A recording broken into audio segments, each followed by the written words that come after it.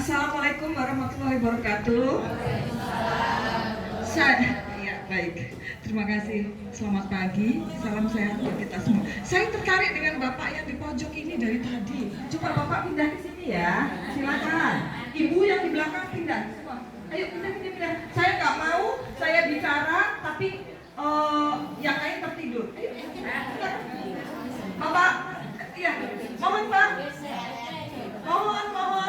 Ya, yang di belakang silakan pindah dulu ke depan. Monggo Bu. Kalau di depan itu kalau beli tiket harganya mahal loh. Beneran? Iya. Biasanya itu kalau orang yang maju itu malah dia rebutan untuk di depan. Ini mau maju nggak? Siapa yang mau angkat tangan? Ya? Beneran? Coba, siapa yang mau maju? Siapa yang mau usahanya berkembang? Coba, angkat tangan yang tinggi. Ibu usahanya apa? Usahanya apa Ibu? Usahanya apakah? Bapak usahanya apa? Oh, pepesan. Bapak pepesannya mau dibeli nggak? Oke, kalau gitu pindah ke depan. Iya. Iya, sini. Dek, kamu usahanya apa? Fashion. Pantesan kamu cantik ya. Ya, sekarang kamu pindah ke depan supaya nanti videonya ibu ada kamu cantik. Yuk, sini. Yuk, pindah ke depan.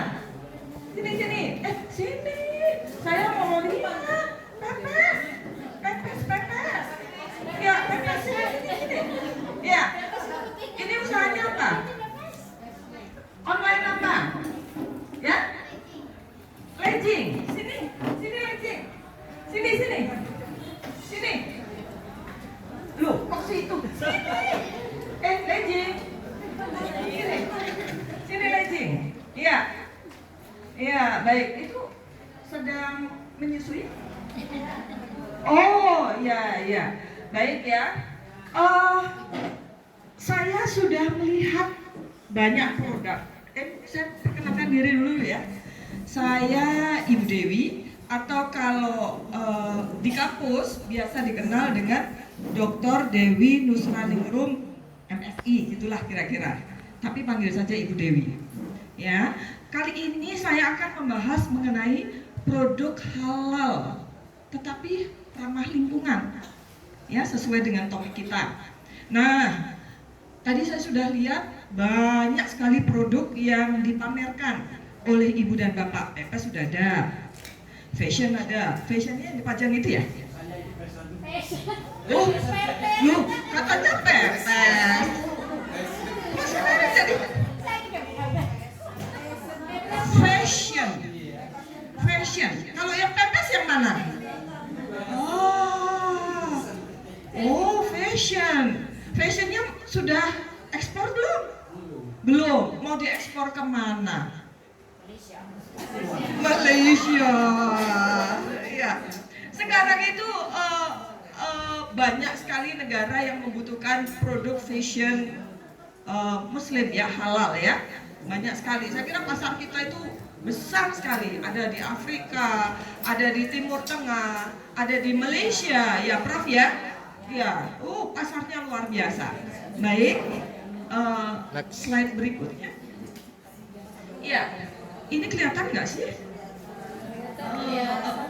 Slide sebelumnya. Saya kira slide sebelumnya. Iya. Slide sebelumnya. Oh ya. Iya. Baik. Yang nextnya? Iya. Ini hari ini yang namanya produk halal itu sudah berkembang luar biasa. Bahkan produk halal itu bisa pada produk itu sendiri maupun jasa. Jasa itu adalah layanan ya. Kalau ibu-ibu menjual produk-produk seperti itu nggak cukup. Harus ada jasanya. Misalnya jasa antar, jemput, kemudian menawarkan barang dan seterusnya, itu namanya jasa. Nah, sekarang itu yang namanya produk dan jasa di seluruh dunia ini sudah mengarah ke halal. Bahkan non Muslim pun, mohon maaf ya, ini tidak membicarakan sara, itu mereka mengakui bahwa ketika membeli produk halal, mereka merasa itu aman produknya untuk dikonsumsi. Nah, kira-kira seperti itu ya. Dan di Indonesia, produk halal ini sudah dilindungi oleh undang-undang pemerintah kita, yaitu Undang-Undang Nomor 33 Tahun 2014. Dan bahkan undang-undang yang terbaru Cipta Kerja juga meratifikasi undang-undang sebelumnya. Baik, berikutnya. Nah, dari produk-produk yang ibu bapak pamerkan di depan, ini sebetulnya produk itu kan banyak sekali ya. Ada makanan, minuman, ada obat, ada kosmetik, dan seterusnya. Tetapi di depan itu saya lihat adanya adalah makanan ya, bahkan minuman mungkin nggak ada ya. Oh ada, oh ada minuman. Yang mana minuman ya? Oh ya, baik. Kemudian alat kesehatan ada nggak? Nggak ada ya. Bahkan hari ini penyembelihan hewan pun dia harus halal, gitu ya, kira-kira. Oh ya. Minuman dari daun jambu kristal. Oh, minuman jambu kristal, ya. Nah, baik. Ini adalah jenis-jenis produk halal.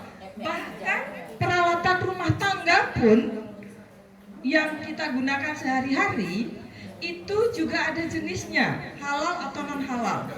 Suatu saat saya pergi ke Singapura. Saya masuk ke toko sepatu. Perempuan kan suka beli sepatu ya. Terus ada sepatu bagus sekali, harganya murah. Nah, saya berhijab seperti ini.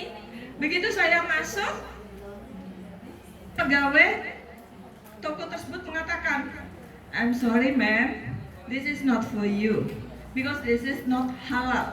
Dia bilang ini bukan untuk Anda karena ini nggak halal. Kenapa? Ternyata sepatu kulit itu kulitnya kulit ya, bukan kulit buaya, kulit babi ya. Ya, jadi tidak halal. Nah, itu kalau di negara seperti Singapura, negara maju, itu sudah dipisahkan. Nah, kalau di kita di Indonesia bahkan belum. Kalau ibu dan bapak pergi ke pasar, banyak sepatu kulit murah-murah, tapi harus hati-hati, terutama sepatu kulit impor, ya. Jadi kalau kulitnya bagus, harganya murah, harus hati-hati. Tapi kalau di negara maju sudah dipisahkan. Nah, kira-kira seperti itu. Baik, berikutnya. Nah, ibu dan bapak sebagai pelaku usaha, maka ibu dan bapak harus memiliki standar industri yang punya ciri-ciri ramah lingkungan. Apa itu? Yang pertama, meminimalisir limbah. Kalau ibu dan bapak memasak, ada limbah minyak, ada limbah kimia, dan seterusnya. Itu tidak serta-merta bisa dibuang sembarangan. Apalagi sampai mengganggu tetangga.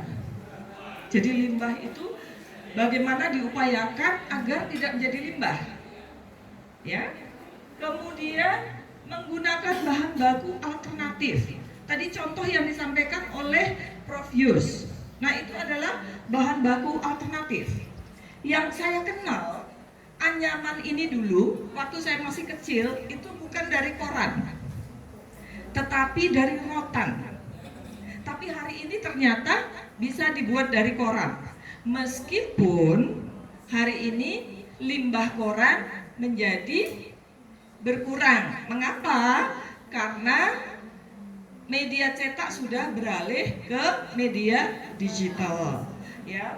Nah, kemudian konsumsi material yang efisien. Ini wajib ya Bu, Pak, wajib. Menggunakan energi rendah. Ini kebetulan hari ini contoh yang baik.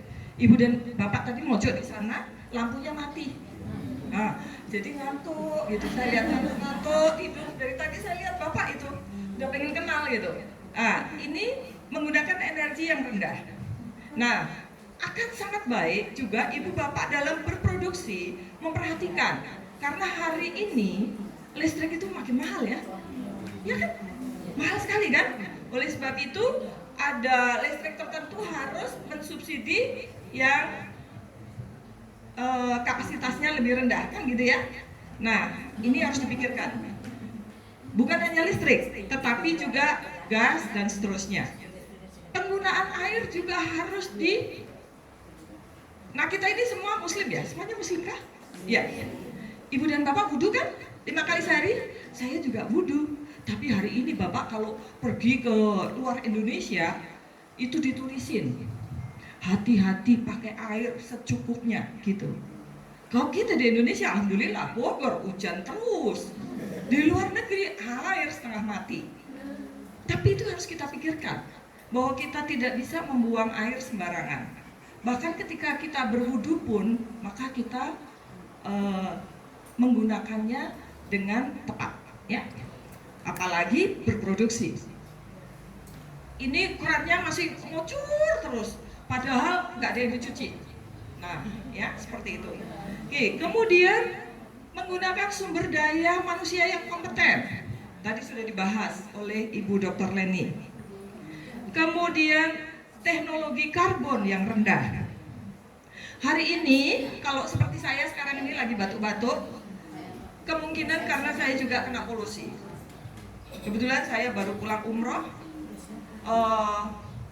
Ya di sana banyak manusia berebutan, kita menghirup udara yang sama, terus pulang ke Indonesia macet dan seterusnya. Wah, emisi gas buang luar biasa, udah batuknya sampai sekarang. Ya, tentu ibu dan bapak harus berpikir ketika memproduksi produk-produknya, kalau bisa karbon ini ditekan, ya. Baik. Nah, ini yang terakhir. Yang paling terlihat produk ibu dan bapak ramah lingkungan itu, ibu harus menempelkan logo seperti ini. Ini logo ramah lingkungan di atas. Artinya ketika ibu bapak bikin kembang goyang yang enak tadi, siapa yang bikin kembang goyang enak? Kembang goyangnya enak. Iya.